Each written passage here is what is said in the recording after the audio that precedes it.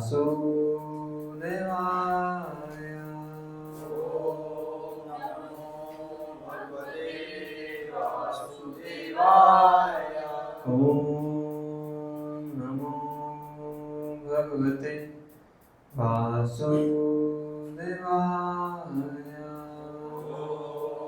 नमो भगवते वासुदेवाय।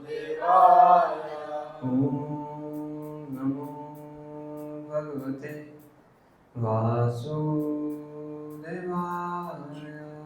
ओम नमो भगवते वासुदेवाय। नारायणं नमस्कृत्य नमस्कृत्यं नरं चैव नरोत्तमं नरं चैव नरोत्तमं देवीं सरस्वतीं व्यासं देवीं सरस्वतीं व्यासं ततो जयमुदीरये। ततो जयमुदीरये। नष्टप्रायेषु भद्रेषु नष्टप्रायेषु भद्रेषु नित्यं भागवत सेवया नित्यं भागवतसेवया भगवती उत्तम श्लोके भगवती उत्तम श्लोके भक्तिर्भवति नैष्ठिकी।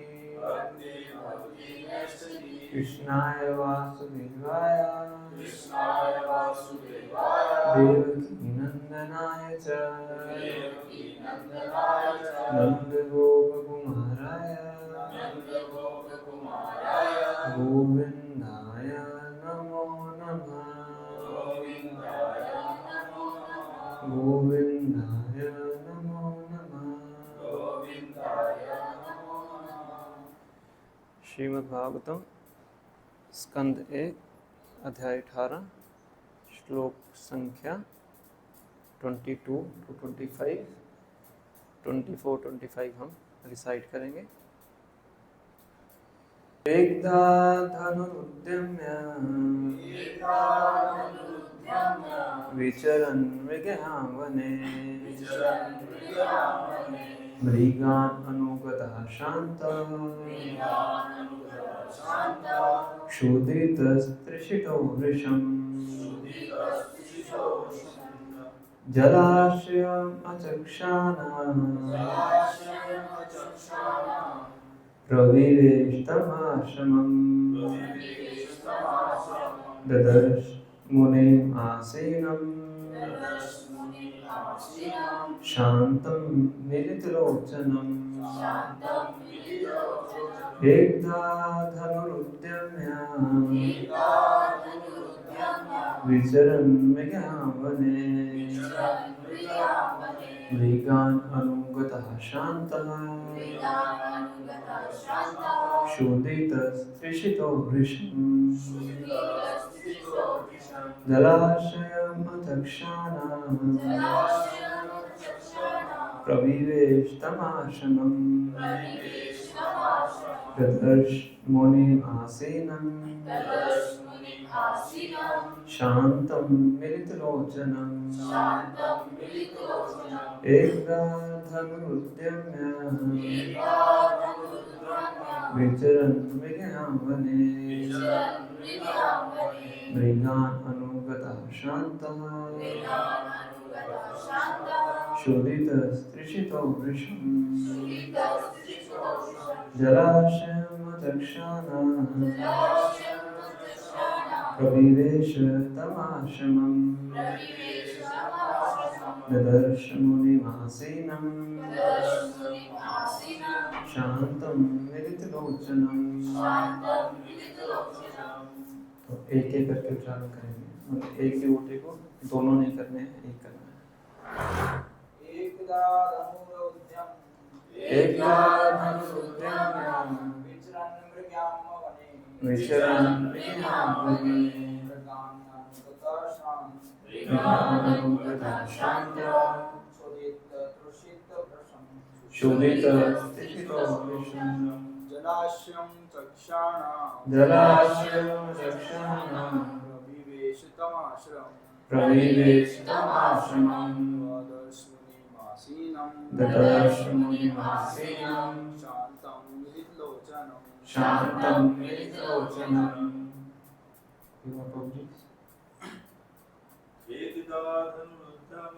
एकदा धनुर्धम्य विचरन् मृगयावने मृगान् अनुगतः शान्तः शोधितस्थितो विषम्। जलाशयं रक्षाणां प्रविवेशतमाश्रमम् ददर्श मुनिमासीनं शान्तं विलोचनम्।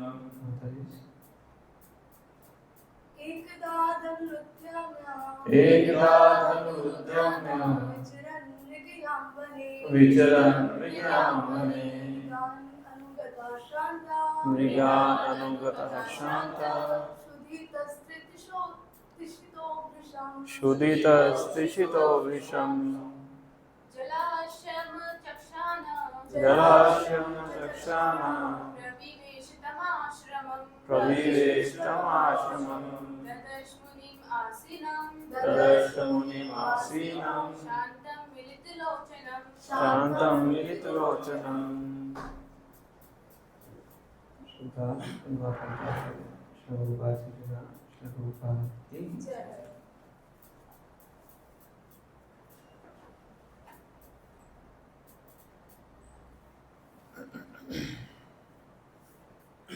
एकदा एक बार धनुष तथा बाण उद्यम्य दृढ़ता पूर्वक धारण करके विचरण घूमते हुए मृगयां शिकार के लिए वने जंगल में मृगान हिरणों को अनुगतः पीछा करते शांतः थका हुआ शोभितः भूखे तृषितः प्यासे होकर विषम अत्यधिक जल आशयम जल के आकार को तालाब को अजक्षानः खोज करते हुए प्रवेश किया तम उस प्रसिद्ध आश्रमम श्रमिक ऋषि की कुटिया में देखा मुनि को आसीनम आसन लगाए शांतम चुप शांत मिले बंद किए लोचनम आँखें। अनुवाद मेरे पीछे लगाइए। एक बार महाराज परीक्षित वन में धनुष बाण से शिकार करते हुए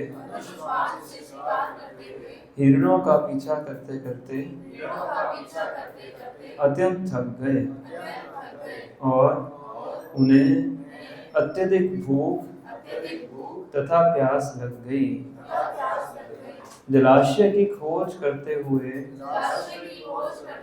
वे सुविख्यात शम्निक ऋषि के आश्रम में प्रविष्ट हुए जहां उन्होंने आंखें बंद किए शांत भाव से बैठे मुनि को देखा। तात्पर्य ध्यान से सुनिए, बहुत अच्छा तात्पर्य दिए हैं, एक एक लाइन बहुत इम्पोर्टेंट है। परमेश्वर अपने शुद्ध भक्तों पर इतने कृपालु हैं कि वे उचित समय पर ऐसे भक्तों को अपने पास बुलाकर भक्त के लिए शुभ स्थिति का निर्माण करते हैं। महाराज परीक्षित भगवान के शुद्ध भक्त थे, अतएव उनके अत्यधिक थकने, भूखे तथा प्यासे होने का कोई कारण नहीं था, क्योंकि भगवत भक्त कभी ऐसी शारीरिक आवश्यकताओं से विचलित नहीं होता। लेकिन भगवान की इच्छा से ऐसा भक्त भी संसारिक कार्यकलापों से वैराग्य लेने के लिए, अनुकूल परिस्थिति उत्पन्न करने के लिए ऊपरी तौर से थका एवं प्यासा लग सकता है। मनुष्य को भगवत धाम जाने के पूर्व सारे संसारिक संबंधों के प्रति आसक्ति का त्याग करना होता है। अतएव जब भक्त संसारिक मामलों में अधिक तल्लीन रहने लगता है तो भगवान ऐसी परिस्थिति उत्पन्न करते हैं कि उसमें उदासीनता उत्पन्न हो जाती है।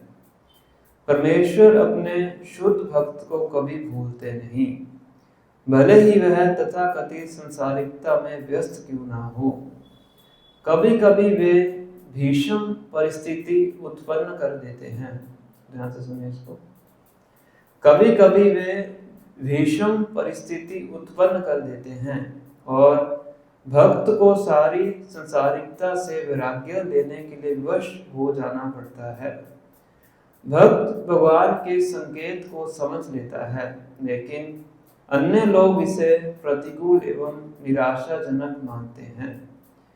महाराज परीक्षित को भगवान श्री कृष्ण द्वारा श्रीमद् भागवतम के उद्घाटन का निमित्त बनना था, जिस प्रकार उनके पिता महाअर्जुन भगवद गीता के लिए माध्यम बने थे। यदि भगवान की इच्छा से अर्जुन में परिवार के प्रति स्नेह के फलस्वरूप मोह ना उत्पन्न होता तो भगवान द्वारा सर्वजन हितार्थ भगवद गीता का प्रवचन ना हुआ होता। इसी प्रकार यदि इस समय परीक्षित महाराज थके, भूखे तथा प्यासे ना होते तो भागवत के प्रमुख अधिकारी श्री सुखदेव गोस्वामी द्वारा श्रीमद् भागवतम ना कहा गया होता। अतएव यह उन परिस्थितियों का उपक्रम है जिनके अंतर्गत सर्व जनहिताय श्रीमद् भागवतम कहा गया। अतएव यह उपक्रम एकदा अर्थात एक बार से प्रारंभ होता है। ओम ज्ञानतिमिरान्धस्य ज्ञानाञ्जनशलाकया चक्षुरुन्मिलितं येन तस्मै श्रीगुरुवे नमः। श्रीचैतन्यमनोभीष्टं स्थापितं येन भूतले स्वयं रूपा कदा मह्यं ददाति स्वपदान्तिकं। वन्देऽहं श्रीगुरो श्रीयुतापद्कमलं श्रीगुरुं वैष्णवांश्च श्रीरूपं साग्रजातं सगन रघुनाथं सजीवं साद्वैतं सावधूतं परिजनसहितं कृष्ण चैतन्यदेवं श्रीराधा कृष्णपादान् सगन ललिता श्रीविशाखान्वितांश्च। हे कृष्णा करुणा सिन्धु दीनबन्धु जगत्पते गोपेश गोपिका कान्त राधाकान्त नमस्तुते। तप्तकाञ्चन गौराङ्गी राधे वृन्दावनेश्वरी वृषभानुसुते देवी प्रणमामि हरिप्रिये। वाञ्छाकल्पतरुभ्यश्च कृपा सिन्धुभ्येव च पतितानां पावनेभ्यो वैष्णवेभ्यो नमो नमः। जय श्री कृष्ण चैतन्य प्रभु नित्यानंद श्री अद्वैत गदाधर श्रीवासादि गौर भक्तवृंद। हरे कृष्णा कृष्णा कृष्णा हरे हरे, हरे राम राम हरे हरे। नमो विष्णुपादाय कृष्णामिष्टाय भूतले श्रीमते भक्तिवेदांत स्वामिनिधि नामिने। नमस्ते सरस्वती देवे गौरवाणी प्रचारिणे निर्विशेषा शून्यवादी पाश्चात्य देशतारिणे।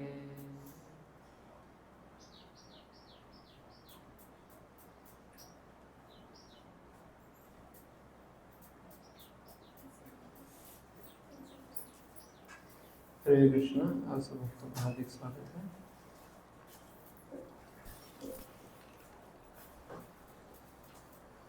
सुशील ने थोड़ा आगे आती है राधा भक्त।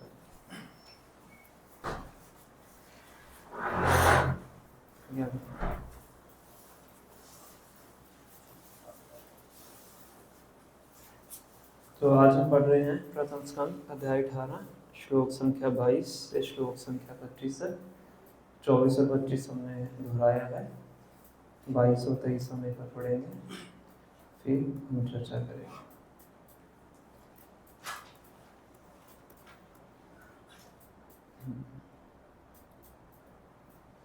प्रसंग आप सब जानते हैं कि शौनक आदि ऋषि सुद गोस्वामी से निवेदन करते हैं कि वो महाराज परीक्षित के जीवन में जो सबसे महत्वपूर्ण घटना थी उसका वर्णन करें। कौन सी महत्वपूर्ण घटना थी? जब श्रीमद् भागवतम का उनको सुखदेव गोस्वामी ने श्रीमद् भागवतम को सुनाया, तो उसके उत्तर में सुद गोस्वामी पहले भगवान श्री कृष्ण का गुणगान करते हैं। पिछले 2 कक्षाओं में हम वही पढ़ रहे थे, तो श्लोक नंबर 22 में वही गुणगान उनका कंटिन्यू है। परम भगवान श्री कृष्ण के प्रति अनुरक्त आत्म संयमी पुरुष स्थूल शरीर तथा सूक्ष्म मन सहित एकाएक भौतिक आसक्ति से ओतप्रोत संसार को त्याग सकते हैं और जीवन के संन्यास आश्रम की सर्वोच्च सिद्धि प्राप्त करने के लिए बाहर चले जाते हैं, जिसके फलस्वरूप अहिंसा तथा वैराग्य उत्पन्न होते हैं। तो ये इनडायरेक्ट वे में भगवान का गुणगान कर रहे हैं। एक होता है डायरेक्ट गुणगान करना, एक होता है इनडायरेक्ट गुणगान करना। जैसे रूप गोस्वामी भक्ति स्वामी सिंधु में भगवान श्री कृष्ण की सुंदरता का गुणगान करते हैं इनडायरेक्ट वे में। पता है कुछ लोग? तो कहते हैं कि अगर आपको अपने भौतिक जीवन से प्रेम है और अपने रिश्तेदारों से बच्चों से प्रेम है, तो एक काम कभी मत करना। कौन सा काम? वृंदावन मत जाना। अगर वृंदावन चले गए तो वंशी मठ मत जाना। अगर वंशी मठ चले गए तो जो वंशी मठ मतलब पेड़, तो उस पेड़ के नीचे जो त्रिभंग रूप में भगवान श्री कृष्ण खड़े हैं उनका दर्शन मत करना। क्यों? क्या मतलब है इनका कहने का? हाँ, कि अगर भगवान के रूप का दर्शन कर लिया तो भौतिक जगत छूट जाएगा, सारे भौतिक संबंध आपके छूट जाए। तो इनडायरेक्ट वे है गुणगान करने के। भगवान इतने सुंदर हैं कि उनको एक बार देख लोगे तो सारे भौतिक संबंध क्या हो जाएंगे? खत्म हो जाएंगे। तो यहाँ पे भी सुद गोस्वामी उसी प्रकार की शैली में भगवान का गुणगान कर रहे हैं। तो कह रहे हैं कि जो आत्म संयमी पुरुष जिनकी आसक्ति भगवान श्री कृष्ण से हो जाती है, तो क्या करते हैं वो? जीवन के संन्यास आश्रम की सर्वोच्च सिद्धि प्राप्त करने के लिए बाहर चले जाते हैं, संसार को त्याग सकते हैं।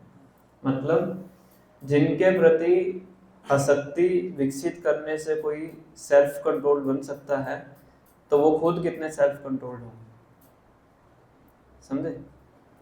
कई बार लोग कहते हैं कि भगवान तो रासलीला करते हैं, भगवान ये करते हैं, भगवान तो गोपियों के चीर हरण करते हैं, उनकी 16,108 रानियाँ थी, इनकी तो इंद्रियां नियंत्रण में है ही नहीं। जिन लोगों को भगवान श्री कृष्ण के बारे में ज्ञान नहीं है वो इस प्रकार से बोलते हैं। तो जो लोग उनकी भक्ति करके किसको प्राप्त करते हैं? विरक्त आश्रम को प्राप्त करते हैं, तो वो व्यक्ति क्या खुद आत्म संयमी नहीं होंगे? सर्वोच्च आत्म संयमी है ना? हमारे जो महाराज हैं वो बोलते हैं कि अगर भगवान श्री कृष्ण के चरित्र में कुछ भी थोड़ा सा भी दोष होता तो सुखदेव गोस्वामी जैसे जो महान विरक्त पुरुष हैं, जो कि पैदा होते ही कहाँ चले गए थे? पैदा होते कहाँ गए थे? ये सब चर्चा कर चुके हैं। हाँ, पीछे कौन भागा था उनके? उनके पिताजी के हाथ से, मतलब पलट के देखा भी नहीं।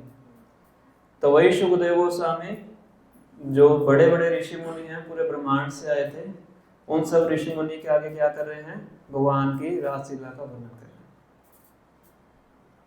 समझ रहे? तो हम समझ सकते हैं कि भगवान श्री कृष्ण का कैसा चरित्र है।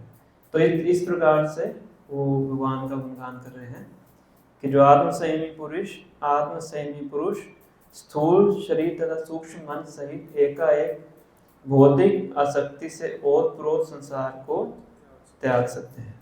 क्या करके? केवल भगवान श्री कृष्ण के प्रति अनुरक्त होकर, केवल अटैच होकर। तो ये इस प्रकार से भगवान का गुणगान कर रहे हैं। नेक्स्ट श्लोक नंबर 23। हे सूर्य के समान शक्तिशाली ऋषियों, मैं आपको अपने ज्ञान के अनुसार विष्णु की दिव्य लीलाओं के वर्णन करने का प्रयत्न करूंगा।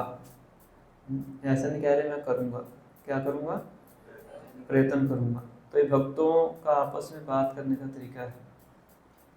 भक्तिजान सरस्वती ठाकुर किसी को भी बोलते थे कुछ भी कार्य करने के लिए, फ्यूचर टेंस में कोई बात करते थे तो हमेशा बोलते थे इफ कृष्णा डिजायर्स, अगर भगवान की इच्छा होगी तो मैं वहाँ प्रवचन देने जाऊँगा, अगर भगवान की इच्छा होगी तो मैं प्रसाद पाऊंगा, अगर भगवान की इच्छा होगी तो हम यहाँ पे प्रचार करेंगे। हर चीज़ में क्या बोलते थे, इफ कृष्णा डिजायर। इसी प्रकार से कोई भी सेवा हम करते हैं तो क्या कहते हैं हम, मैं करने का प्रयास करूंगा, ऐसा नहीं मैं करूंगा, I will do it, I will try to do it, अगर भगवान शक्ति दे। तो सूत गोस्वामी क्या कह रहे हैं, मैं वर्णन करने का प्रयत्न करूंगा। जिस प्रकार पक्षी आकाश में उतनी ही दूर तक उड़ते हैं जितनी उनमें क्षमता होती है, उसी प्रकार विद्वान भक्तगण भगवान की लीलाओं का वर्णन अपनी अपनी अनुभूति के अनुसार करते हैं। तो कह रहे हैं कि जैसे आसमान में बहुत से पक्षी उड़ते हैं, मक्खी भी उड़ती है, मच्छर भी उड़ता है, कौवा भी उड़ता है, चील भी उड़ती है, हंस भी उड़ता है ना, सबकी हाइट अलग अलग होती है ना, अब मच्छर हंस जितना नहीं उड़ सकता है। तो उसी प्रकार सूत गोस्वामी कह रहे हैं कि जिस प्रकार हर पक्षी अपनी क्षमता के अनुसार उड़ान भरता है, उसी प्रकार से जो भक्त हैं वो भी अपनी क्षमता के अनुसार भगवान के गुणों का गुणगान करते हैं। तो मेरी जितनी क्षमता है, सूत गोस्वामी कह रहे हैं, अपनी क्षमता के अनुसार मैं आपको वर्णन करने का प्रयास करूँगा। ठीक है, ऐसा नहीं कह रहे कि मैं सबसे ज़्यादा अच्छा वर्णन करके दिखाऊंगा, वो वही व्यक्ति अयोग्य हो जाता है भगवान का गुणगान करने के। तो ये भागवतम के वक्ता का जो सही में क्वालिफिकेशन है वो सूत गोस्वामी के शब्दों से हम समझ सकते हैं। तो अब इसके बाद फिर वो महाराज परीक्षित की उस घटना का वर्णन करना शुरू करते हैं। तो ये बहुत अच्छा श्लोक है, प्रभुपाद जी ने बहुत सुंदर तात्पर्य दिया है इसके ऊपर, जिन्होंने ध्यान से सुना है उनको समझ में आया होगा।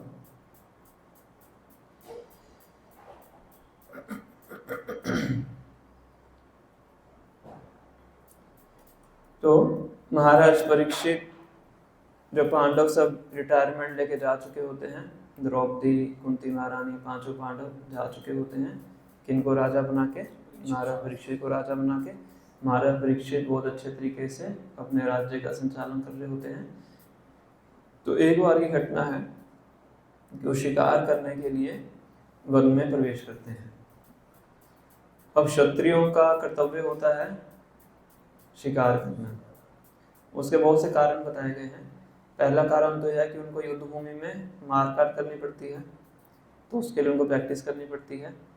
दूसरा, जब वो जंगल में जाते हैं उनको जो खूंखार जानवर हैं उनका वध करना पड़ता है, किस लिए, जंगल को शांत बनाने के लिए, ताकि जंगल के अंदर ऋषि मुनि तपस्या करते हैं तो खूंखार जानवर उनको तंग ना करें, इसलिए जो क्षत्रिय हैं उनको शिकार करना पड़ता है।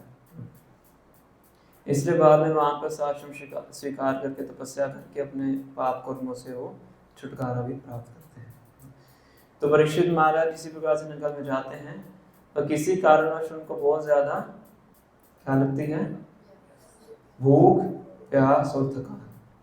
प्रभुपाद जी कह रहे हैं कि ये वो चुकाने वाली बात है। क्यों चुकाने वाली बात है? कि भक्तों को ये तीनों चीजें नहीं लगनी चाहिए। कौन कौन सी? भूख, प्यास और थकान भक्तों को नहीं होनी चाहिए। क्यों नहीं होनी चाहिए? Because a devotee of the Lord never becomes perturbed by such bodily demands. जो भक्त हैं शारीरिक आवश्यकताओं से ऊपर उड़ जाते हैं, है ना। एक बार जन्माष्टमी का टाइम था, पाश्चात्य देश की बात है, उस टाइम इस्कॉन की शुरुआत ही हुई थी। तो जन्माष्टमी को कौन से समय का इंतजार होता है? 12 बजे क्या मिलेगा? तो उस टाइम पे लगभग 11:30 के आसपास बजे थे रात के। अभिषेक वगैरह शायद हुआ था कि नहीं, पता नहीं उस टाइम पे अभिषेक था कि नहीं। तो सभी भक्त इंतजार कर रहे थे प्रभुपाद जी के शिष्य कि अब क्या बजने वाला है, 12 बजने वाले हैं, अब पानी वानी पियेंगे, प्रसाद वगैरह पाएंगे, सब कुछ तैयार हो चुका था, भोग वोग लग चुका था।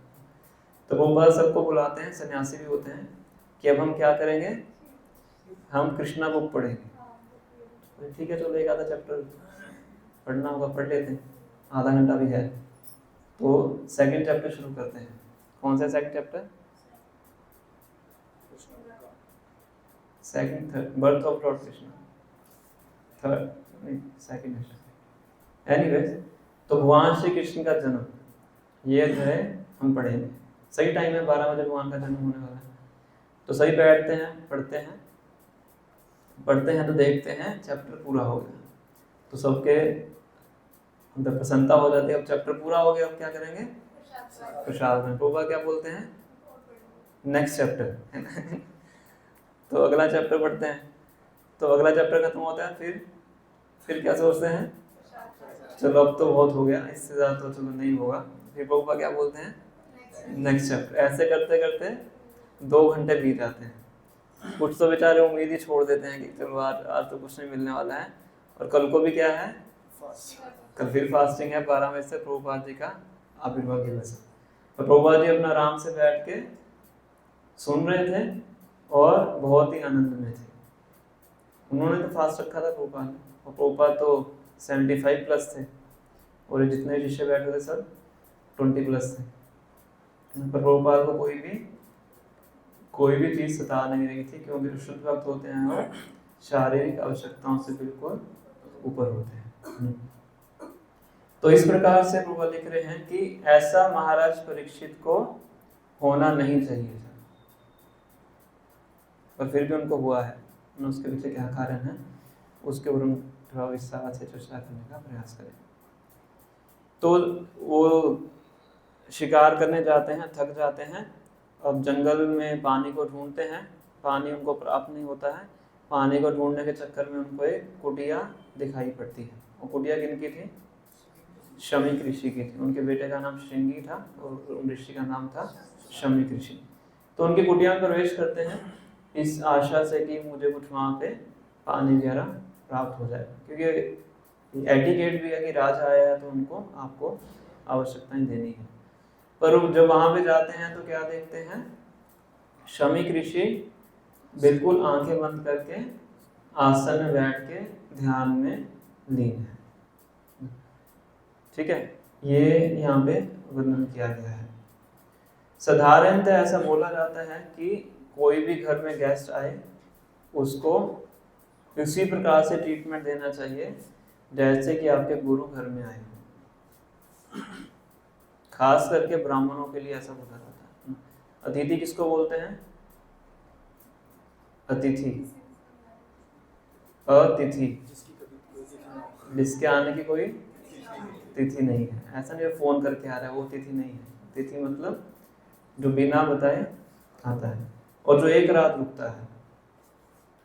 ऐसे कोई आके घर में बैठ जाए आपके 1 महीने के लिए, मेरा ट्रीटमेंट करो जैसे अपने गुरु का करते हो। अतिथि मतलब जो बिना बताए आता है और एक रात के लिए रुकता है और निडी है, मतलब कोई तीर्थ यात्रा पे जा रहा है, कोई ब्राह्मण है, इस प्रकार से उसको अतिथि बोला जाता है। और एक बार इंद्रदुम्न नाम के एक राजा होते हैं, वो भी अपने आश्रम में इसी प्रकार बैठे होते हैं, बिल्कुल घर बार का परित्याग भी कर चुके होते हैं, अपना बिल्कुल आश्रम में ध्यान लगा के बैठे हैं। तो उस टाइम पे एक ऋषि वहाँ पे आते हैं, जहाँ तक मुझे याद है अंगिरा ऋषि आते हैं। तो अंगिरा ऋषि भी देखते हैं कि मैं आया हूँ और ये कैसे बैठे हैं, बिल्कुल आंख बंद करके बैठे हैं। वो तो अभी उल्टी सिचुएशन है, यहाँ पे ब्राह्मण बैठे हुए हैं, यहाँ पे राजा बैठे हुए हैं। तो अंगिरा ऋषि अंदर से तो बहुत प्रसन्न भी थे कि इतना भगवान के थॉट में इतना एब्जॉर्ब हैं कि उनको मेरे आने के बारे में पता नहीं लगा। तो बाहरी रूप से वो उनको क्या दे देते हैं? श्राप देते हैं। कहते हैं ऐसे बैठे हो जैसे कोई हाथी बैठा होता है। हाथी को तमोगुनी जानवर बताया जाता है, वैसे मोटा होता है, वो बैठा रहता है। तो कैसे बैठे हो? हाथी की तरह। तो क्या बन जाओ?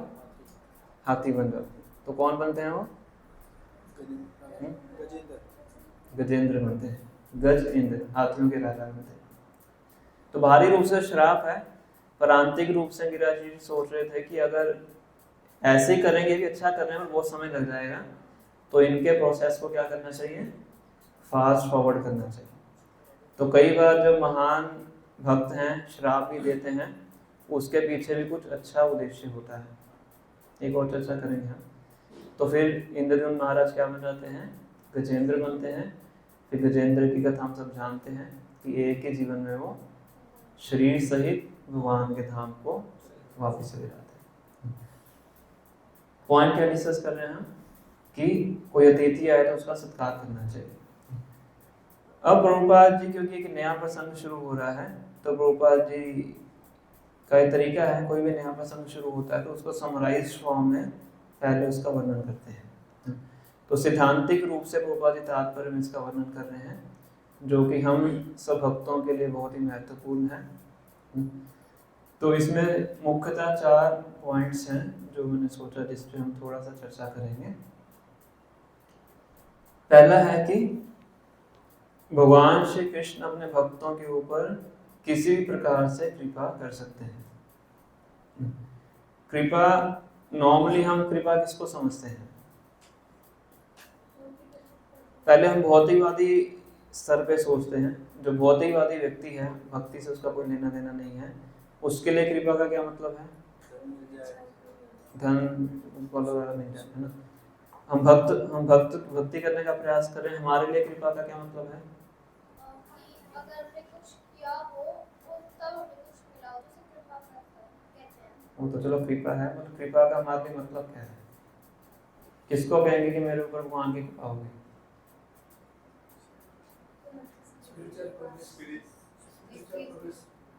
तीन पहले आप, फिर आप, फिर आप।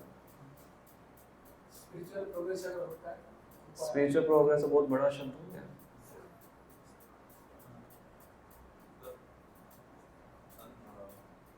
इंटरनल जो वो है, स्पिरिट है, इंटरनल जो थॉट है, उसमें प्रवृत्ति को आगे चेतना का विकास।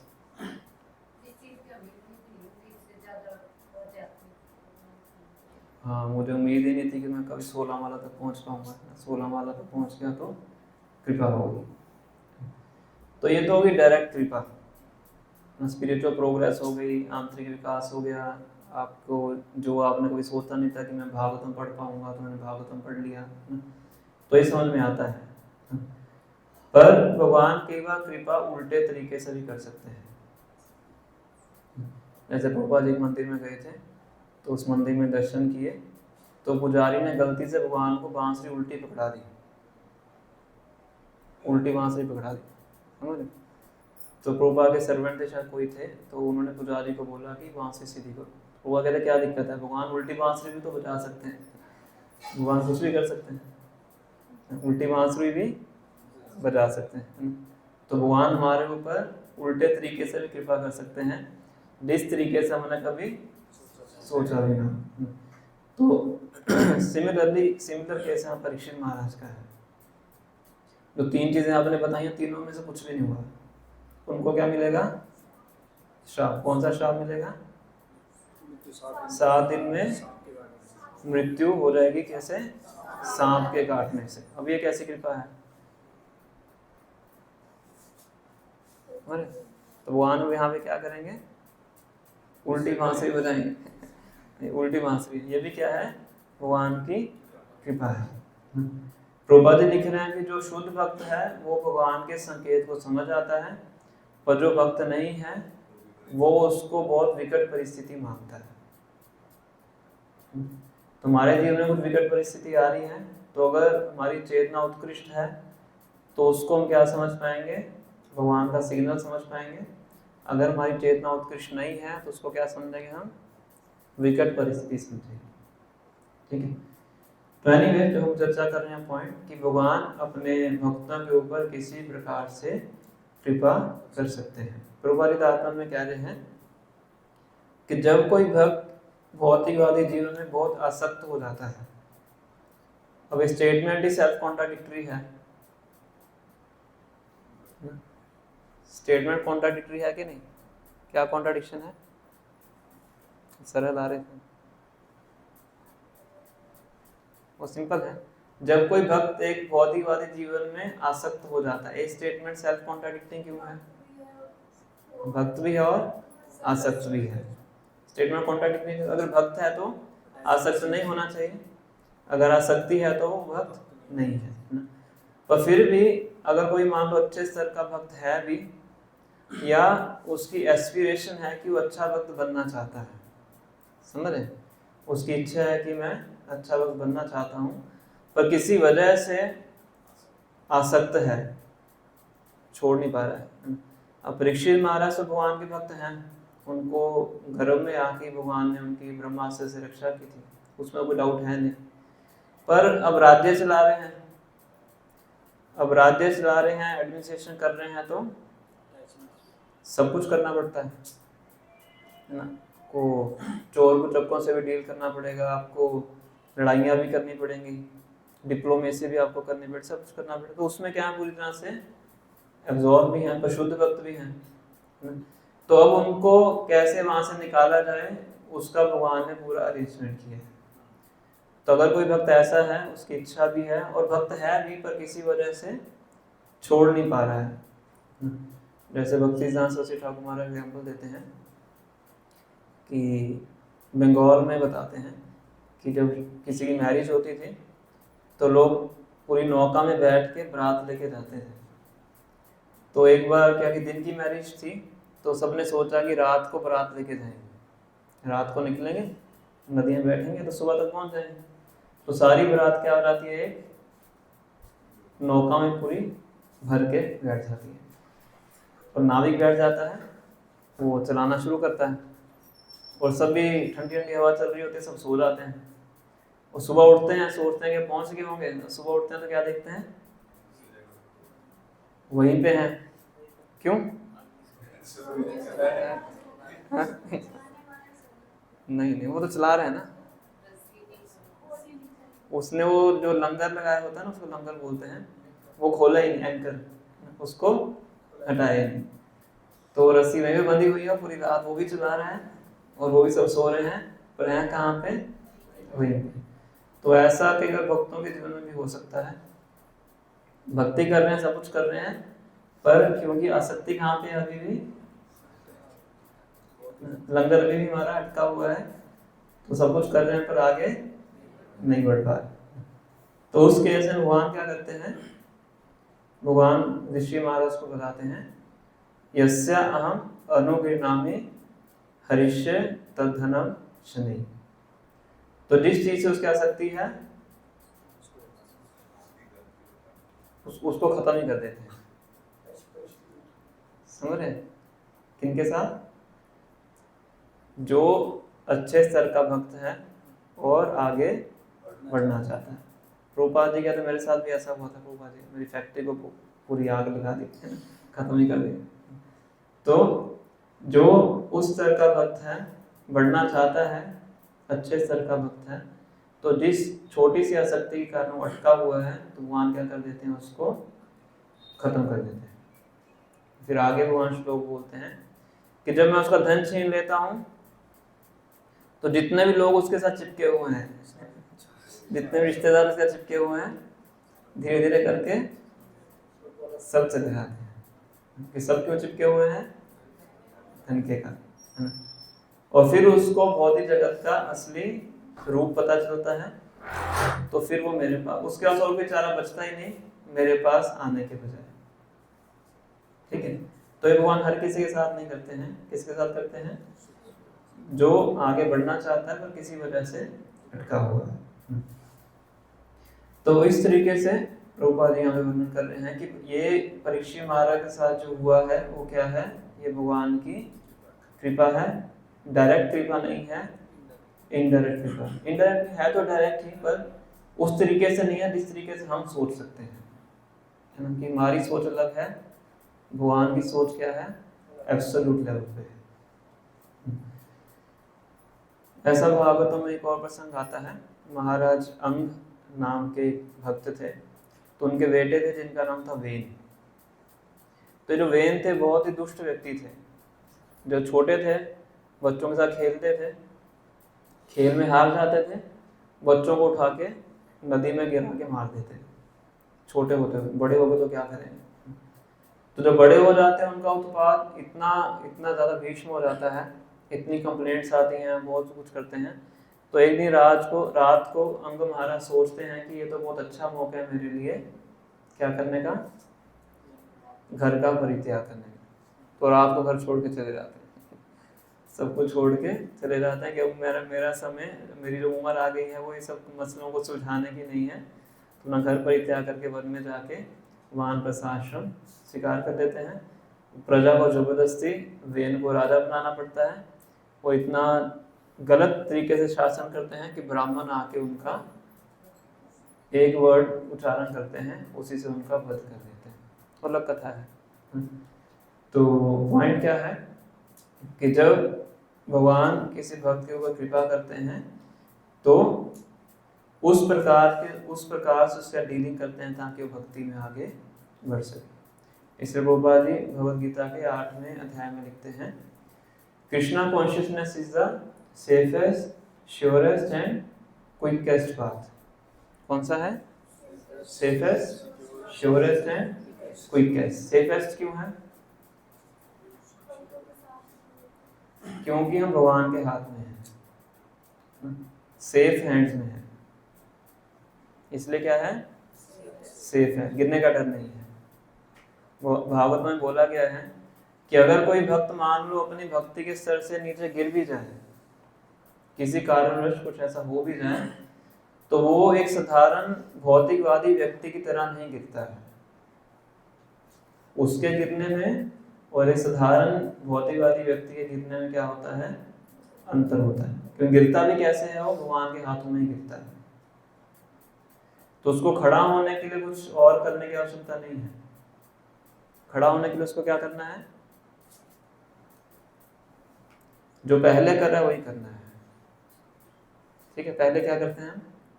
16 माला जप करते हैं, 4 नियमों का पालन करते हैं। तो ये क्या है? ऑटोमेटिकली क्लींजिंग प्रोसेस है जो एक भक्त के हृदय में कार्य करती है। तो मतलब क्या है समझाने का कि हम भगवान के हाथ में हैं, तो सेफ हैंड्स में है। भक्ति पूरा सेफेस्ट प्रोसेस है, इसलिए भक्त को बिल्कुल करेज के साथ भक्ति में आगे बढ़ना चाहिए, क्योंकि इसमें गिरने का कोई भी डर नहीं है। ठीक है, फर्स्ट पॉइंट था भगवान किस प्रकार से भक्तों की कृपा करते हैं। सेकंड है कि भगवान जो भी करते हैं वो भक्त के लिए हितकारी है और पूरे जन समाज के लिए हितकारी है। किसके लिए हितकारी है? भक्त के लिए तो है ही, पूरे जन समाज के लिए भी हितकारी है। इसमें प्रभुपाद जी कौन सा एग्जांपल दे रहे हैं? यहाँ पे तात्पर्य के अंदर 2 एग्जांपल दे रहे हैं, जिन्होंने तात्पर्य ध्यान से सुना है। लोकहित शब्द प्रभुपाद ने 2 बार यूज किया है इसमें। नहीं, वो तो सुध गोस्वामी ने बोला तात्पर्य में। 2 एग्जांपल दिए हैं, लोकहित वर्ड भी यूज किया था, सर्वहित।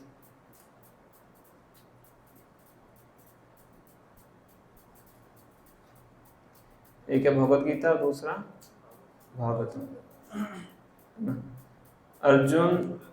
अर्जुन विकट परिस्थिति में पड़ गए। हाँ, विकट परिस्थिति में डाला किसने? भगवान ने डाला। भगवान ने सिचुएशन अरेंज की ना, भगवान दिख रहे हैं। अर्जुन कैसे मोहित हो सकते थे? अर्जुन को पता नहीं था कि दूसरी पार्टी में कौन कौन आने वाले हैं, सब पता था उनको, पर अंदर कौन बैठे हुए हैं? परमात्मा बैठे हुए हैं। तो जब तक वो बटन ऑन नहीं करेंगे तब तक काम नहीं होगा। तो भगवान ने अर्जुन को अंदर से क्या कर दिया? मोहित कर दिया। कई बार भक्त ही मोहित हो जाते हैं, कुछ समझ में नहीं आता क्या करें। तो मोहित क्यों किया भगवान ने? ताकि अब मुझे क्या करना है, इस भौतिक जगत को छोड़ के आध्यात्मिक जगत वापिस आना है, तो मेरे जाने से पहले इस संसार को क्या देनी है? शिक्षा देनी है। तो भगवान अर्जुन को माध्यम बना के जो भगवद गीता का संदेश है वो इस संसार को देखे जाते हैं। ऐसे परीक्षित महाराज के साथ ऐसा हो रहा है। क्यों? श्रीमद् भागवतम को उदय करने के लिए। श्रीमद् भागवतम क्या है? कृष्णे स्वधाम उपगते धर्म ज्ञान आदि भी सह कलो नष्ट दिशा हमेशा पुराण अर्को अधनोदित, कि भगवान श्री कृष्ण धाम में चले जाते हैं। भगवान श्री कृष्ण की एब्सेंस में इस कलयुग के जीवों को रोशनी कौन दिखाएगा? श्रीमद् भागवतम। पुराण अर्को, पुराण अर्को मतलब अर्क बोलते हैं सूर्य को, जब सूर्य बिल्कुल चरम सीमा पे होता है उस टाइम उसको अर्क बोलते हैं। पुराण अर्को, ये पुराण किसके समान है? उस जलते हुए सूर्य के समान है। कि सूर्य की रोशनी तो तभी हम देख पाते हैं, रात को नहीं देख पाते। तो श्रीमद् भागवतम से हम पूरी दुनिया को देख सकते हैं। तो भगवान ऐसी परिस्थिति परीक्षित महाराज के जीवन में करते हैं पूरे जगत के हित के लिए। ऐसी कुरुक्षेत्र के युद्ध के बाद जो युधिष्ठिर महाराज से बहुत विचलित हो जाते हैं कि मेरे अकेले व्यक्ति को राज्य दिलाने के लिए 18 अक्षौहिणी सेना मर गई। मतलब आपको घर खरीद के देना है, आपके घर खरीदने के लिए पूरी रिवाड़ी खत्म हो जाए, अच्छा लगेगा आपको? तो युधिष्ठिर महाराज ने सोचा कि सिर्फ मुझे राजा बनाने के लिए क्या किया गया? 18 अक्षौहिणी सेना। 18 अक्षौहिणी मतलब बहुत बड़ी सेना। 18 दिन के अंदर सारी क्या हो गई? नाश हो गई। तो बहुत लोगों ने उनको समझाया, व्यास देव ने समझाया कि आपके कारण नहीं हुआ है, भगवान की इच्छा थी, वो चाहते थे ऐसा, और आपने तो बहुत प्रयास किया था युद्ध ना हो, पर भगवान आपको राजा बनाना चाहते। सब कुछ उनको समझाते हैं, पर उनके मन में बात जाती नहीं। और स्वयं कौन समझा रहा है? भगवान कृष्ण भी समझा रहे हैं बाहर से। भगवान ने अर्जुन को पूरा कन्विंस कर दिया युद्ध करने के लिए, अब वही भगवान युधिष्ठिर महाराज को कन्विंस नहीं कर पा रहे हैं, है ना? क्योंकि अंदर कौन बैठा हुआ है? परमात्मा। बाहर से समझा रहे हैं पर अंदर से बटन बंद करके रखा हुआ है, अंदर से उनको समझने नहीं दे रहे हैं। क्यों? क्या कारण है? क्योंकि भीष्म देव से उनको शिक्षाएं दिखवानी थी। भीष्म देव अभी भी युद्ध मैदान में थे, इच्छा मृत्यु का वरदान था उनके पास, वो भी वेट कर रहे थे कि इनका उत्तरायण का। उत्तरायण मतलब कौन? जो उत्तरा के घर में आयन करके आए थे, उत्तरा के घर में उतरे थे, मतलब भगवान श्री कृष्ण का वो वेट करे। बाहरी लोगों के लिए उत्तरायण क्या है? जब सूर्य उत्तर उसमें प्रवेश करता है, बाहर के लोग ऐसा समझते हैं, पर वास्तविकता में कौन से उत्तरायण की वेट कर रहे थे? भगवान श्री कृष्ण की, जो उत्तरा के घर में उतरे थे। तो भगवान युधिष्ठिर महाराज को किसके मुंह से समझाना चाहते थे? भीष्म देव के मुख से समझाना चाहते थे, ताकि पूरा संसार भीष्म देव की महिमा को समझ सके कि डेथ बेड पे लेटे हुए भी वो प्रवचन कर सकते हैं, और पूरे संसार को भीष्म देव की जो शिक्षाएं हैं जो उनको देंगे वो उनको प्राप्त हो सके। श्रीमद् भागवत में वो शिक्षाएं आती हैं, भीष्म देव की शिक्षाएं हैं, प्रेयर्स भी हैं, बहुत सुंदर प्रार्थना है, 11 श्लोक हैं। तो इस प्रकार से भगवान जो भी कार्य करते हैं भक्त के हित के लिए करते हैं और पूरे समाज के हित के लिए करते हैं। प्रभुपाद जी कहते थे गॉड इज ऑल गुड। क्या है? गॉड इज ऑल गुड, मतलब भगवान के द्वारा किया गया कोई भी कार्य किसी का भी अहित नहीं कर सकता है, हमेशा क्या करेगा? भला ही करेगा। दिखने में कोई कार्य हमें लग सकता है कि वो सही नहीं लग रहा है, हम देख नहीं पा रहे हैं, पर वास्तव वो कार्य क्या है? सही है, सही समय आने पे देख पाएंगे। समय अभी क्या लग सकता है? वो सही नहीं लग सकता, पता नहीं क्या कर रहे हैं भगवान, पर आगे जाके फिर हम देख पाएंगे कि वो कार्य क्या था, वो सही था, क्योंकि हमारी विजन क्या है? बहुत नैरो है ना, थोड़ा सा ही देख पाते हैं, आगे का नहीं देख पाते। भगवान क्या कहते हैं? वेदाहं समतीतानि वर्तमानानि च अर्जुन भविष्यानि च भूतानि माम तु वेद न कस्य। मैं हर जीव का पास्ट, प्रेजेंट और फ्यूचर जानता हूँ, पर मुझे कोई नहीं जानता है। 7 चैप्टर में 7th या 7 चैप्टर में भगवान इसका वर्णन करते हैं। समझ रहे? तो इसलिए भक्ति में आगे क्या होना चाहिए? भक्ति में आगे पूरा प्रसन्न होना चाहिए, टेंशन फ्री होना चाहिए। क्यों? क्योंकि हम भगवान के हाथों में हैं। ठीक है, तो ये दूसरा पॉइंट था, what ever Krishna does is good for everyone. Third point है, इसे थोड़ा सा वर्णन कर चुके हैं, कि जो शुद्ध भक्त है वो भगवान का संकेत समझ आता है, पर जो अभक्त है वो भगवान का संकेत समझ नहीं पाता है। वृत्रासुर थे जो कि पिछले जन्म में चित्रकेतु महाराज थे। वो पूरी कथा आती है। संकर्षण भगवान की भक्ति करते हैं तो विद्याधर लोक में चले जाते हैं। विद्याधर लोक मतलब उच्च लोकों में आता है। तो बहुत बहुत वरिष्ठ, बहुत ही उत्कृष्ट भक्त भगवान के बन जाते हैं। तो एक बार प्लेन में जा रहे थे अपनी पत्नियों के साथ, सब बैठ के भगवान का गुणगान कर रहे थे। नीचे देखते हैं कि कैलाश पर्वत के ऊपर क्या चल रहा है? भागवतम क्लास चल रही है। भागवतम क्लास कौन दे रहे हैं? शिव जी दे रहे हैं। गोद में कौन बैठा है? पार्वती देवी। और सामने कौन बैठे हैं? बड़े बड़े ऋषि मुनि बैठे हैं। तो बड़ा विचित्र दृश्य लगता है। पत्नी को गोद में बिठा के भागवतम क्लास दे रहे हैं शिव जी। तो अंदर से तो उनको पता ना शिव जी कौन है। तो बाहर से उनको एक व्यंग के रूप में, व्यंग मतलब क्या बोलेंगे हम? सरकाज़म, एक रिमार्क करते हैं। वो भी किस लिए? जन साधारण को शिक्षा देने के लिए, आपको ऐसा नहीं करना है, ये कर सकते हैं, आप नहीं कर सकते। उनका इनडायरेक्ट मतलब ये था। पर गुस्सा किनको आता है? पार्वती देवी को। मेरे पति देव को ऐसा बोल दिया। पार्वती देवी क्या देती थी उनको? श्राप। क्या श्राप मिलता है?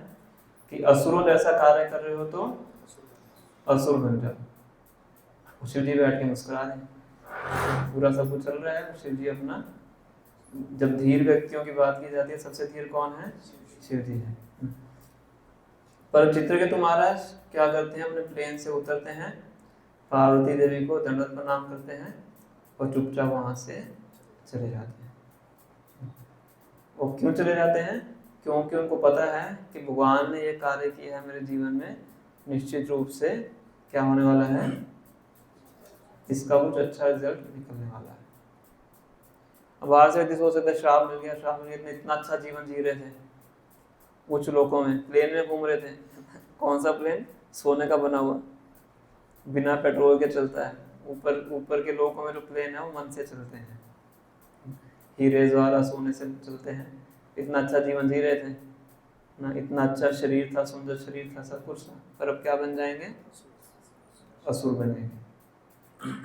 पर वो विचलित नहीं हुए चित्रकेतु महाराज, पलट के श्राप भी दे सकते थे ना। वही वैष्णव ही है, ये वैष्णव है, शिव जी वैष्णव है, शिव जी महाजन है ना।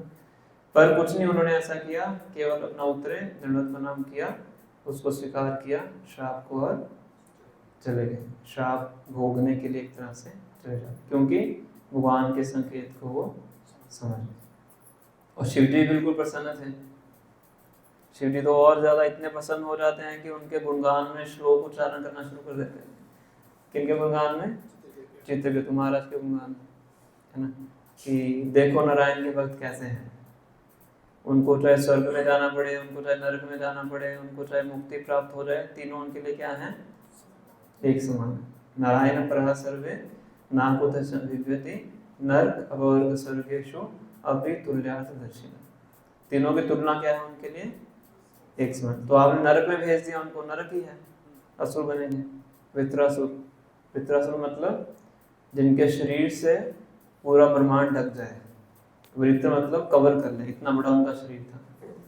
इंद्र आदि देवता सब हथियार फेंकते हैं और सब हथियारों को ही खा जाते हैं, मुंह के अंदर ही डाइजेस्ट कर लेते हैं, सबके हथियार खा जाते हैं। तो ऐसे ही उन्हीं में जाएंगे, पर फिर भी वो बिल्कुल भी विचलित नहीं हुए। क्यों नहीं विचलित हुए? क्योंकि वो कौन है? नारायण परः, भगवान नारायण के भक्त हैं। तो इस प्रकार से जो भक्त हैं भगवान के संकेत को समझ आते हैं। एक बार प्रभुपाद जी अपने एक गुरु भाई के साथ संन्यास लेने से पहले गौड़िया मठ या किसी और जगह बैठे हुए थे, तो बहुत ही एक तरह से बताया जा रहा है कि सूखी रोटी टाइप इस प्रकार से कुछ खा रहे थे।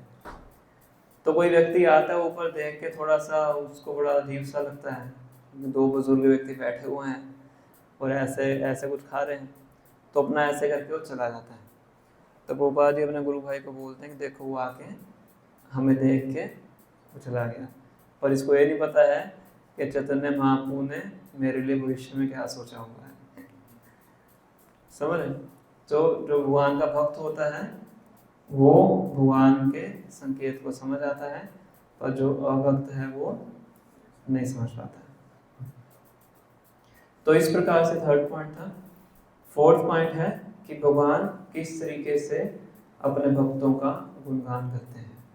विकट परिस्थिति में डाल के भी भगवान अपने भक्तों का गुणगान करते हैं। जब बलि महाराज का प्रसंग हम पढ़ते हैं, 8वें स्कंद में आता है, तो वामन देव अपने आकार को बड़ा करके बलि महाराज का सब कुछ छीन लेते हैं, दान के अंदर ही सब कुछ ले लेते हैं। इसलिए बलिदान शब्द आया है वो बलि महाराज से आया है कि दान कैसे देना चाहिए, बलि महाराज की तरह बलिदान सब कुछ दे दिया। तो भगवान क्या करते हैं, उनको सब कुछ छीन लेते हैं। छीन तो लेते ही हैं, बंदी भी बना देते हैं कि तुमने ऐसा प्रॉमिस किया है जो पूरा नहीं किया। तुमने 3 पग बोला था, तो 2 पग में ही तुम्हारा सारी प्रॉपर्टी खत्म हो गई, और तीसरा पग बताओ कहाँ पे रखूं। तो बड़े उछल उछल के बोल रहे थे कि हमारे पूर्वज ऐसे हैं, हमारे पूर्वज ऐसे हैं, हम ये दे सकते हैं, वो दे सकते हैं, आप में से 3 पग भूमि मांगी है, अब बताओ तीसरा पग मैं कहाँ पे रखूं। तो उनको बंदी बना देते हैं। तो ऐसी विकट परिस्थिति में डाल देते हैं। बताया था कि उनकी जो पत्नी आती हैं विंध्यावली, वो भी सबके सामने उनको डांटती हैं। किनको? बलि महाराज, क्योंकि इतने बड़े बने थे, भगवान की संपत्ति को अपना मान रहे थे कि मैं तीनों लोगों का मालिक हूँ। ये प्रहलाद महाराज भी आते हैं, उनके दादा, उनके बेटे विरोचन थे, विरोचन के बेटे प्रहलाद, तो वो भी उनको बोलते हैं, भगवान से प्रार्थना भी करते हैं। ब्रह्मा जी आते हैं, ब्रह्मा जी भगवान को बोलते हैं कि देखो बहुत हो गया, अब इनको छोड़ दीजिए। तो इतना बड़ा इंसिडेंट हो जाता है, पर भगवान उनसे अंदर से इतने प्रसन्न होते हैं, विकट परिस्थिति में डाल के उनके ऊपर एक तरह से कृपा करते हैं। पहली बात तो जो उनकी आसक्ति थी उसको खत्म कर देते हैं, और दूसरा उनको सुतल लोक का राजा बना देते हैं। सुतल लोक हालांकि नीचे का लोक है, पर उसका जो ऐश्वर्य है वो स्वर्ग से भी ज्यादा है। उसका राजा बलि महाराज को बना देते हैं, और स्वयं उनके द्वारपाल बन के खड़े हो जाते हैं कि अगर इंद्रवाद तुम्हारे ऊपर अटैक करने आएगा तो उसको मैं बताऊंगा, और अगर कोई और असुर भी तुम पे अटैक करने आएगा तो भी अंदर नहीं जा पाएगा। तो एक बार रावण भी आते हैं वहां पे सुतल लोक में, तो वामन एक गदा मारते हैं उनको, कहीं और ही जाके गिरते हैं। ऐसा वर्णन आता है, कितने योजन दूर जाके जो रावण है वो गिरते हैं। तो इस प्रकार से हम देखते हैं कि भगवान बलि महाराज को विकट परिस्थिति में डाल के भी क्या करते हैं, उनके ऊपर ऐसी कृपा करते हैं, और उनको बोलते हैं जो अगला मनवंतर आएगा उस मनवंतर में इंद्र कौन बनेंगे, आप बनेंगे। अभी जो नेक्स्ट मनवंतर आएगा उसके जो इंद्र होंगे वो कौन होंगे, बलि महाराज। अभी पुरंदर हैं, नेक्स्ट वाले में बलि महाराज बनेंगे। तो इस प्रकार से 4 पॉइंट्स इस तात्पर्य में से हमने समझे हैं कि भगवान किस प्रकार से अपने भक्तों के ऊपर कृपा करते हैं। सेकंड, जो भी भगवान करते हैं पूरे विश्व के हित के लिए करते हैं। जो भक्त हैं वो भगवान के सिग्नल को समझ आते हैं। और चौथा है कि भगवान विकट परिस्थिति में डाल के भी अपने भक्तों का गुणगान करते हैं। तो अगर किन्हीं भक्त का इसमें से कोई प्रश्न है तो आप पूछ सकते हैं, अदरवाइज फिर हम यहीं पे स्टॉप करेंगे। यह प्रसंग शुरू हुआ है, इसलिए प्रभुपाद जी शुरू करने से पहले इसकी जो मुख्य चीज़ें हैं उसका वर्णन प्रभुपाद ने तात्पर्य में किया है। बाकी जो स्टोरी है वो नेक्स्ट श्लोकों में आगे बढ़ेगी, उसको भी हम चर्चा करेंगे। यस, कोई पॉइंट है किसी का, कुछ प्रश्न है? तात्पर्य लास्ट में लिख रहे हैं कि इसीलिए एक बार लिखते हैं, इसका मतलब नहीं। एक बार मतलब कि नई घटना शुरू हो रही है, एक बार की घटना, एकदा। हाँ, एकदम means once upon a time. तो ये क्यों लिखा है? मतलब ये समझ में नहीं आ रहा कि वंस अपॉन ए टाइम क्यों है ये। मतलब प्रसंग चेंज हो रहा है एक तरह से। अच्छा, कोई मुख्य घटना आपको अपने जीवन की किसी को बतानी होती है तो आप कहना एक बार मेरे साथ ऐसा हुआ। that means ये कोई सिग्निफाई कर रहा है कुछ और। मैं एक बार क्योंकि घटना तो ठीक है, वंस अपॉन ए टाइम ये मतलब कुछ मुख्य घटना शुरू होने वाली है। एग्जैक्ट लाइन क्या लिख रहे हैं भोपाल, मैं लैपटॉप बंद कर दिया।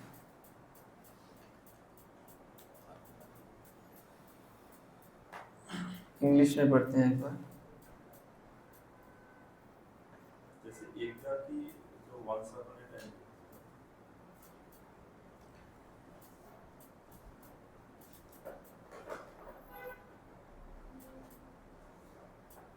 therefore begins with the word once upon a time, the prelude. So this is a prelude to the circumstances under which Srimad Bhagavatam was spoken for the benefit of all concerned. The prelude therefore begins with the words once upon a time. हाँ वही बात है, प्रभुपाद जी कह रहे हैं कि श्रीमद् भागवतम सबके हित के लिए बोला जाना, ऐसे सर्कमस्टांस बन रहे हैं जिन सर्कमस्टांसेस में श्रीमद् भागवतम बोला जाएगा जो कि पूरे संसार के लिए शुभ है। इसीलिए ये जो प्रील्यूड है वंस अपॉन अ टाइम से शुरू हो रहा है, मतलब कुछ महत्वपूर्ण घटना का वर्णन करने जा रहे हैं। जैसे दामोदर लीला शुरू होने वाली होती है तब सुखदेव गोस्वामी बोलते हैं एकदा गृहता शिशु, एक बार की घटना है। यशोदा माता अपनी सब नौकरानी उनको छुट्टी दे के खुद निर्ममन स्वयं दधी, खुद दही मतना शुरू करती। एक बार की घटना है, मतलब कुछ मुख्य पास्ट टाइम शुरू होने वाला है।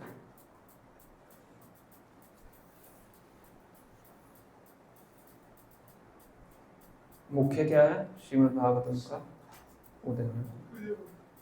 सुखदेव गोस्वामी आएंगे, अभी तक तो सुखदेव गोस्वामी ने बोलना शुरू ही नहीं किया है, दूसरे स्कंद में बोलना शुरू किया।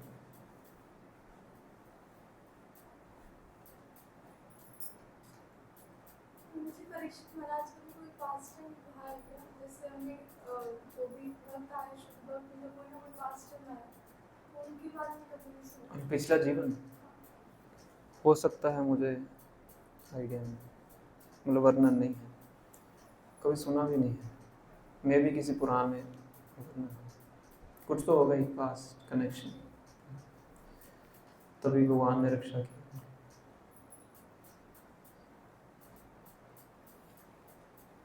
भगवान का इशारा समझना ये भी एक स्थिति होनी चाहिए। क्योंकि विकट स्थिति में भी उसको अंडरस्टैंड करना कि इसके पीछे अच्छी कुछ है, वो मैच्योरिटी से आता है, स्पिरिचुअल मैच्योरिटी। जब भक्त उन्नति करता है भक्ति के अंदर तो वो उस डायरेक्शन में विचार कर सकता है और उस चीज़ को समझ सकता है। जब तक वो मैच्योरिटी नहीं आती है तब तक हमें गाइडेंस में रहना चाहिए, उसके बाद भी रहना चाहिए, उससे पहले ज़्यादा रहना चाहिए।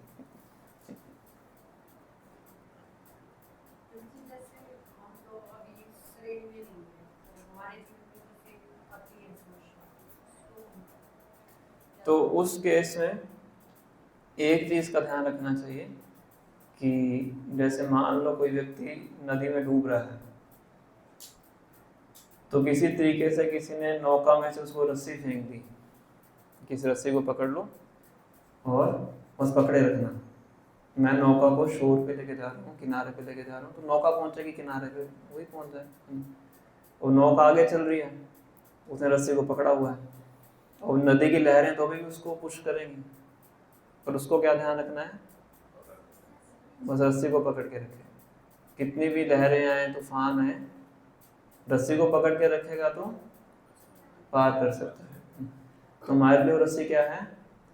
जो हमें गुरु ने आदेश दिए हैं, प्रभुपाद ने आदेश दिए हैं, उसको पकड़ के रखेंगे, बाकी कुछ भी होता रहे, वो आएगा और चला जाएगा। हम रस्सी को पकड़ के रखेंगे तो धीरे धीरे उससे बाहर निकल जाएगा। रस्सी क्या है? 16 माला का जप, 4 नियमों का पालन, शास्त्रों का अध्ययन, भक्तों का संग, भगवान की सेवा। ठीक है, ये सब करते रहेंगे, समस्याओं के आने के साथ साथ करते रहेंगे। कि भौतिक संसार तो क्या है? टेम्परेरी है, दुखालय भी है और टेम्परेरी है। सुबह हम मंगलाती में पढ़ रहे थे ना सॉन्ग, खाचो हाबू डूबू है, भक्ति ठाकुर बोलते हैं। लहरों में कभी ऊपर कभी नीचे, कभी ऊपर कभी नीचे, कभी तो बिल्कुल आनंद में छलांग लगाते हैं, कभी बिल्कुल नीचे आ जाते हैं, फिर आनंद में कूद पड़ते हैं, फिर नीचे। ये ऊपर नीचे इस जगत में क्या रहेगा? चलता रहेगा। पर हमें किसको पकड़ के रखना है? जो गुरु ने आदेश दिया बस उसको पकड़ के रखना। पकड़ के रखेंगे तो फिर निकल जाएंगे।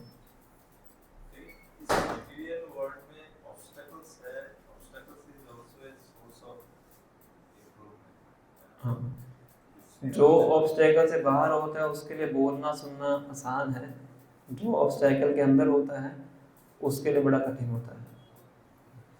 तो ऑब्स्टेकल के अंदर भी अगर हम समझ पा रहे हैं तो बहुत अच्छी बात है, अगर नहीं समझ पा रहे हैं तो क्या करना है? रस्सी को पकड़ के। सिंपल फंडा ही है। हर किसी की बुद्धि वैसी नहीं हो सकती है, इंटेलिजेंस ऐसी नहीं हो सकती है। समझ में आए तो अच्छी बात है, समझ में नहीं भी आए तो क्या करना है वो पता होना चाहिए। समझ में आए तभी वही करना है, समझ में ना आए तभी वही करना है, तो चुपचाप करते रहे। तो ज़्यादा समझने की आवश्यकता भी नहीं, जो करना है उस पर ध्यान दें। सिंपल।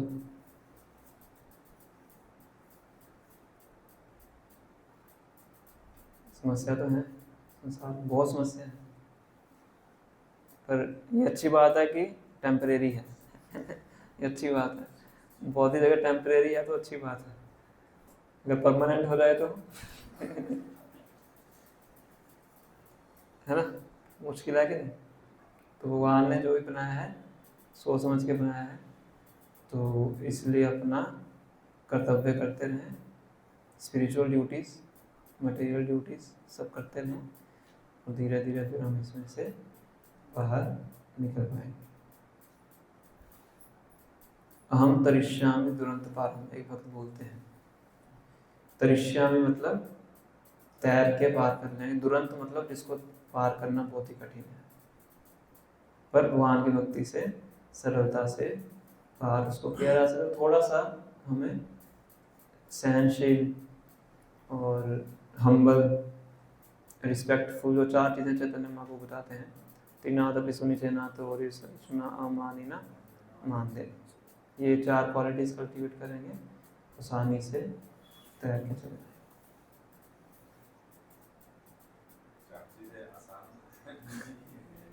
आसान नहीं है, पर कहाँ पे है वो भी तो देखना पड़ेगा ना, फंसे कहाँ पे वो भी तो देखना पड़ेगा। वो जेल में फंसा है तो बाहर निकलना तो कठिन है ही, तो वो ऐसी जगह पे हैं जहाँ से निकलना कठिन है, पर रास्ता पता लग गया। ये अच्छी बात है कि रास्ता पता लग गया।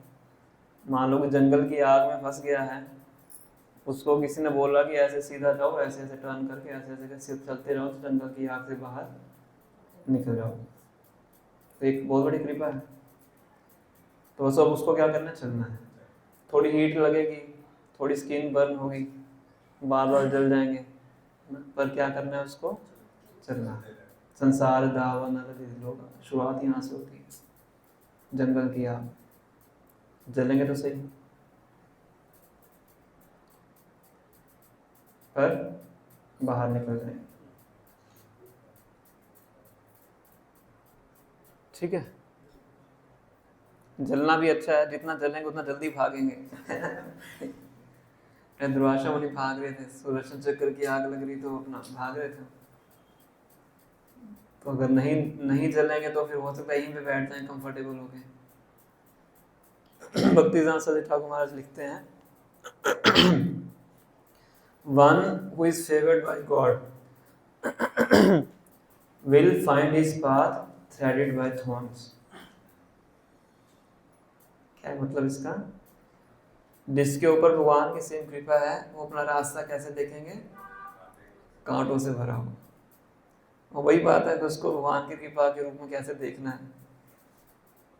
भगवान की कृपा है, ठीक है। भगवान जल्दी निकालना चाहते हैं यहाँ से, हम बस स्वीकार करें जो भगवान हमें दे रहे हैं, ठीक है। श्री श्री राधा कृष्ण भगवान की, श्री कृष्ण बलराम की, जगन्नाथ सुधा महारानी की, जगत गुरु श्री गोपाल की, तै गौ प्रेमानंदे।